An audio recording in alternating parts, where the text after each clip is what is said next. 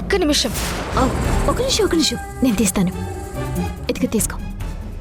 Thank you. ఏంటి sudden గా నా రూమ్ లోకి అలా పరిగెత్తుకుంటూ వచ్చావు? అది నేను మీతో ఒక విషయం మాట్లాడాలి. మాట్లాడాలా? ఏం మాట్లాడాలి? అది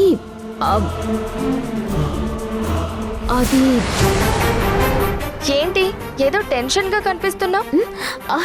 టెన్షనా? నాకా? అదేం లేదే.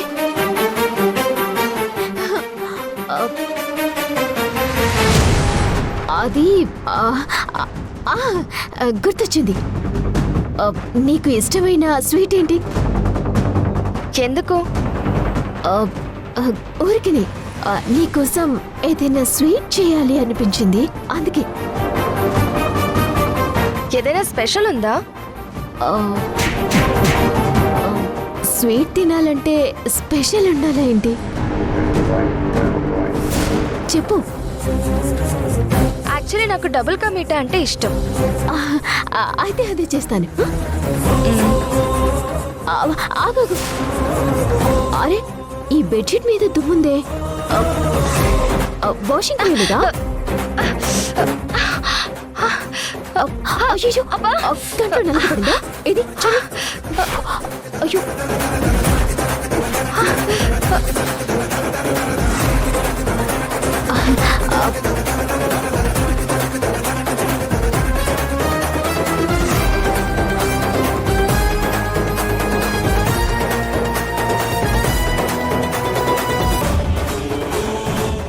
వెళ్ళిపోయిందా?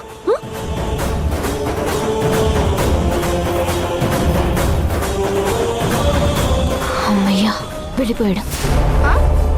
వెళ్ళిపోయాడా? ఎవరు? వెళ్ళిపోయాడు కాదు, పోయింది. కంట్లో నలకపోయింది అంటున్నా. సరేలే, నువ్వు రెస్ట్ తీసుకో, నేను తర్వాత కలుస్తాను. బాయ్.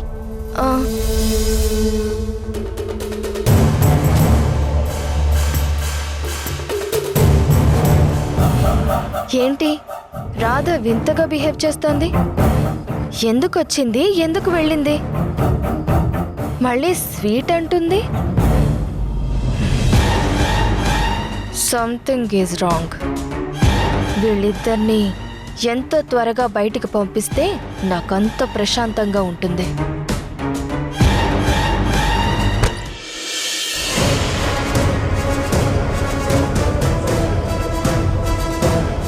మనోహర్, నీకు అసలు బ్రెయిన్ ఉందా?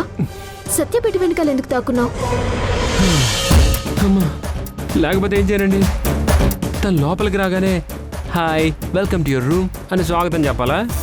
ఆ టైంకి నా బ్రెయిన్ అంతవరకు ఆలోచించింది. నేను రాకపోయింటే ఏంటి నీ పరిస్థితి? ఏముంది, ఈ పాటికి ఇద్దరం బ్యాగులు సర్దుకుంటూ ఉండేవాళ్ళం. నీకన్నీ కామెడీని. సరేలే, హెయిర్ శాంపిల్ దొరికిందా? ఎక్కడ దొరికిందండి? అక్కడ ఛాన్సే లేదు. గదిలో ఎక్కడ ఒక్క హెయిర్ ముక్క కూడా లేదు. నేను చాలానే ట్రై చేశానండి, నాకు దొరకలేదు. నిన్ను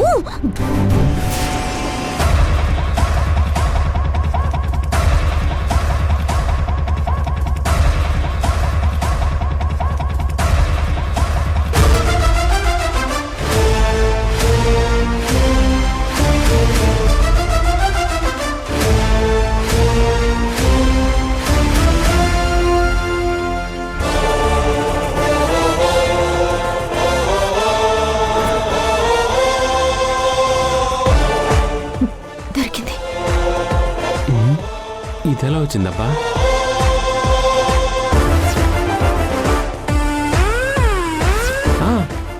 ఇందాక తను బెడ్ మీద పడుకున్నప్పుడు హెయిర్ కిందకు వదిలేసింది, అప్పుడు చిక్కుకున్నట్టుంది. ఏదైతే దొరికింది కదా, చాలు. వ్రతం చెడిన ఫలితం దక్కడం అంటే ఇదేనేమోనండి. మీ ఫ్రెండ్కి ఫోన్ చేసి ఇలా శాంపిల్స్ తీసుకొస్తున్నావని చెప్పు. ఈ DNA టెస్ట్ ద్వారా ఎలాగైనా నిజం బయటికి రావాలి.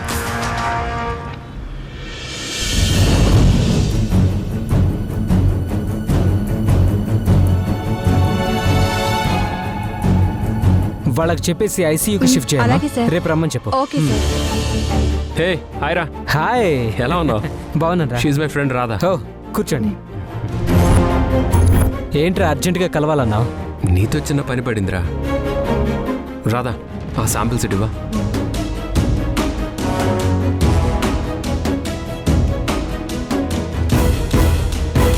ఇవ్వరా హెయిర్ శాంపిల్స్.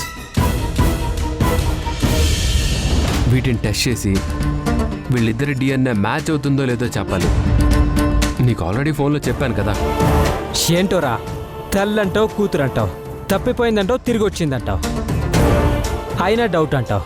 అది సరే, అసలు వాళ్ళ గురించి నువ్వెందుకు ఇన్వెస్టిగేట్ చేస్తున్నావురా? మేము అక్కడే వర్క్ చేస్తున్నావురా. ఎవరికైనా సరే మంచి జరగాలి కదండి. మన కళ్ళ ముందు ఎవరైనా మోసపోతుంటే ఎలా చూస్తూ ఊరుకుంటాం? మీరు చాలా మంచివాళ్ళమ్మా, బట్ ఇలాంటి మంచి వాళ్ళే ఎక్కువ సార్లు మోసపోతుంటారు. ఎనీవే, మన ఫ్రెండ్షిప్ కోసం నేను ఈ రిస్క్ తీసుకుంటాను. ఈరోజే ల్యాబ్కి సెండ్ చేస్తాను. రేపు రిపోర్ట్స్ రాగానే కాల్ చేస్తాను. ఓకేనా? థ్యాంక్ యూ రా. అసలు విషయం గుర్తుంది కదా, ఈ మ్యాటర్ ఎక్కడా లీక్ అవ్వకూడదు. పెద్ద ఫ్యామిలీకి సంబంధించిన ఇష్యూ కదా, బయటకు వస్తే పరువు పోతుంది. మీరెంతో క్లోజ్ ఫ్రెండ్స్ అని మనోహర్ చెప్పాడు. అందుకే మీ మీద నమ్మకంతోనే వచ్చాం. డోంట్ వరీ అండి, నేను ఇది సీక్రెట్గానే ఉంచుతాను. ఉంచాలరా, లేదంటే నీ జాబ్కే ప్రాబ్లం. దుర్మార్గుడా. జస్ట్ ఫర్ జోక్ రా. ఓకేరా, మేము వెళ్ళొస్తాం. రిపోర్ట్స్ రాగానే కాల్ చేయి. ఓకేరా, బాయ్. బాయ్. బాయ్ అండి. బాయ్ అమ్మా.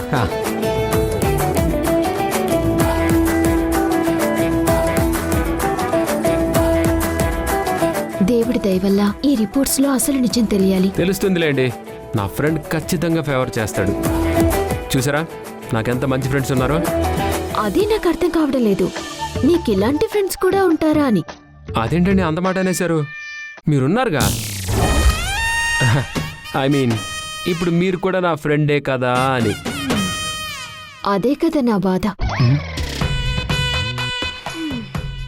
మీకోసం నేను ఇంత కష్టపడుతుంటే నాతో ఫ్రెండ్షిప్ బాధ అంటారా?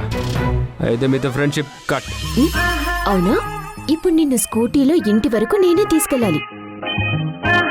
దారిలో ఎక్కడో చోట పడేస్తే నీ పరిస్థితి ఏంటి?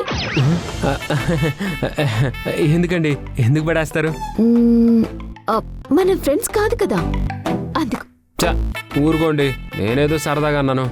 Friends, we are always friends. అలా రా దారికి పద. రాధగారు, అసలు మీరు కనపడరు గాని మీలో పెద్ద వెల్లుంది తెలుసా? తెలుసు, అందుకే నాతో జాగ్రత్తగా ఉండు. సరే మేడం, పదండి మేడం, పదండి.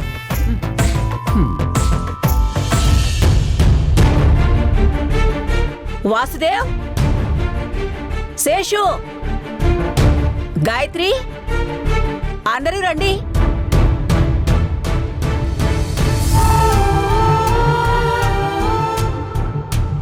గాయత్రి,